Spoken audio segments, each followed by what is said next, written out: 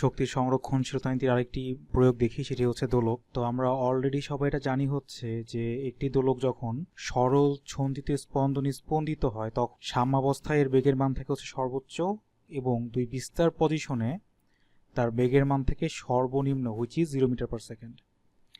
তো আমার এখানে টার্গেট হচ্ছে এটাই, আমাকে সাম্যাবস্থায় ববের বেগ অর্থাৎ ববের সর্বোচ্চ বেগ নির্ণয় করতে হবে।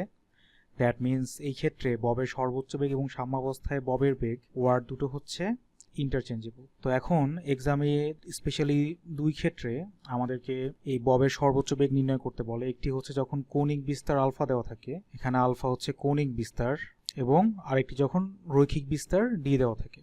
রৈখিক বিস্তার বলতে আমরা বুঝবো হচ্ছে এই উল্লম্ব অবস্থা থেকে যখন সে তার বিস্তার পজিশনে যায় তখন বিস্তার পজিশন থেকে তার উল্লম্ব অবস্থার উপরে অঙ্কিত লম্ব দূরত্ব, এই ডি এখানে রৈখিক বিস্তার।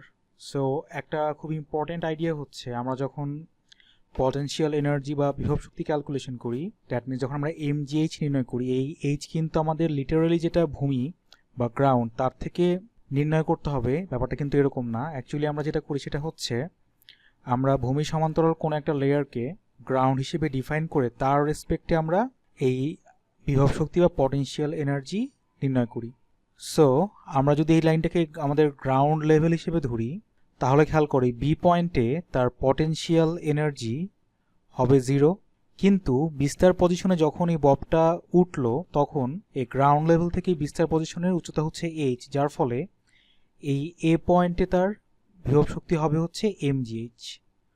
অলসো এই এ পয়েন্টে যেহেতু ববের বেগ 0 মিটার পার সেকেন্ড, বিকজ বিস্তারে যাওয়ার পর তো ববটা থেমেই যায়, কাজে বিস্তার পজিশনে ববের বেগ হচ্ছে 0 metre per second, that's why এই পয়েন্টে ববের গতিশক্তি হবে হচ্ছে 0। বাট এই পয়েন্টে যদি ববের বেগ হয় হচ্ছে ভি, তাহলে এই এ পয়েন্টে ববের গতিশক্তি হবে হচ্ছে হাফ এম ভি স্কোয়ার।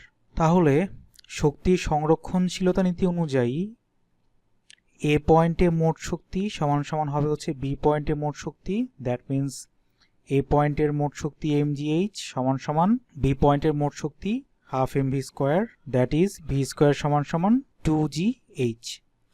এটা কিন্তু আমাদের উভয় ক্ষেত্রেই প্রযোজ্য হবে। দ্যাট মিন্স আমাদের যখন রৈখিক বিস্তার দেওয়া থাকবে সেই ক্ষেত্রেও আমরা পাবো হচ্ছে ববের সর্বোচ্চ বেগের বর্গ সমান সমান 2 ইন্টু জি ইন্টু এই গ্রাউন্ড লেভেল থেকে বিস্তার লেভেলের উচ্চতা। নাও আমাদের অ্যাভেলেবল ডাটার উপর নির্ভর করে অ্যাকচুয়ালি এইচ এর মান বের করে এই 1 নম্বর সমীকরণে বসাতে হবে।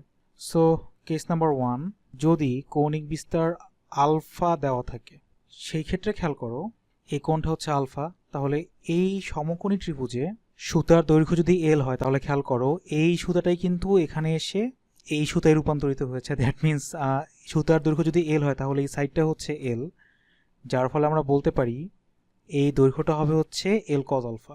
দ্যাট মিন্স এই পুরা সুতার দৈর্ঘ্য যেহেতু এল এবং এইটুকু দৈর্ঘ্য হচ্ছে এল কজ আলফা, দ্যাট মিন্স এইটুকু দৈর্ঘ্য হবে হচ্ছে পুরা সুতার দৈর্ঘ্য এল মাইনাস এই L cos alpha. That means আমরা চিত্র থেকে পেলাম হচ্ছে এল সমান সমান L minus L cos alpha.